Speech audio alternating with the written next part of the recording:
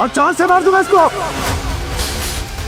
जब एक औरत की जिंदगी में मोहब्बत और इज्जत करने वाला शौहर आ जाता है ना, वो हसीन हो जाती है। आप नहीं मार सकते सालार को। तुम जैसे घटिया सोच रखने वाले इंसान से मेरा रिश्ता खत्म हुआ। हो गया, सो गया। मुझे- मेरी बात सुनो, क्या हो गया तुम्हें? मैं जुल्फिकार से बात कर रहा हूँ, तुम्हें घबराने की जरूरत नहीं है। देखो जुल्फिकार, मेरी बात सुनो।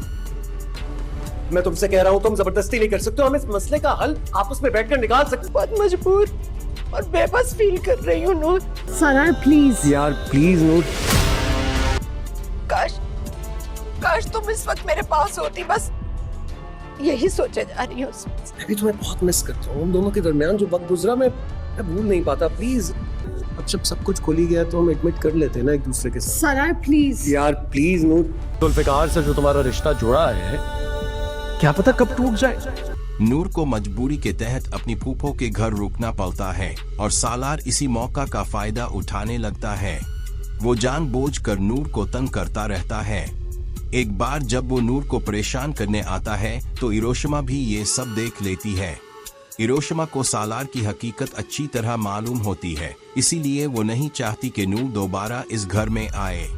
सालार अपनी हरकतों से बाज नहीं आता।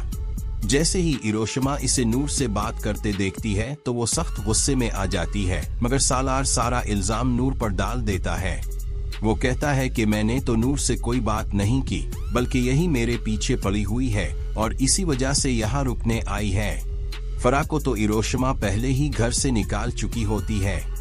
दूसरी तरफ जैसे ही सालार को मौका मिलता है और घर में कोई मौजूद नहीं होता, जबकि इसकी माँ भी कमरे से बाहर नहीं आ सकती क्योंकि इसके पाँव में फ्रैक्चर होता है, तो सालार नूर को हरासा करने लगता है।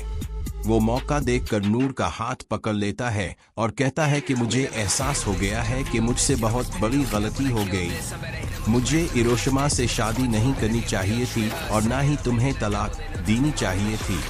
इस पर नूर जवाब देती है कि शुक्र है मेरा तुम जैसे घटिया इंसान से रिश्ता खत्म हो गया, वरना तुम ना जाने क्या कुछ कर बैठते। लेकिन इसके बावजूद सालार बार बार नूर को तंग करने की कोशिश करता रहता है। इतने में जुल्फिकार शाह वहां पहुंच जाता है। जैसे ही वो सालार को नूर का हाथ पकड़े देखता है तो वो शदीद गुस्से में आ जाता है।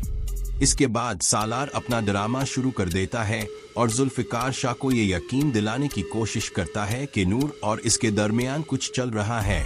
वो कहता है कि जो तुम सोच रहे हो वही हकीकत है और हम बैठकर इस मामले पर बात भी कर सकते हैं।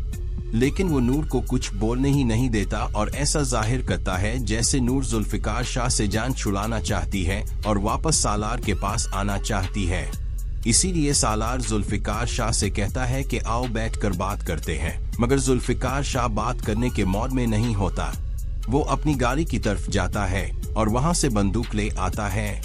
नूर को अंदाजा हो जाता है कि आज सालार बचने वाला नहीं। वो फौरन जुल्फिकार शाह के पीछे भागती है ताकि इसे कोई गलत कदम उठाने से रोक सके।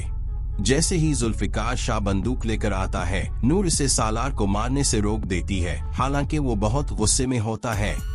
नूर जानती है कि आज जुल्फिकार शाह नहीं रुकेगा, इसलिए वो सालार के आगे खड़ी हो जाती है और कहती है कि अगर तुम आज सालार को मारना चाहते हो तो पहले मुझे मारना होगा, लेकिन मैं तुम्हें इसे कत्ल नहीं करने दूंगी। नूर का ये रवैया देखकर जुल्फिकार शाह के कदमों तले जमीन निकल जाती है। इसे यकीन नहीं आता कि नूर सालार को क्यों बचा रही है।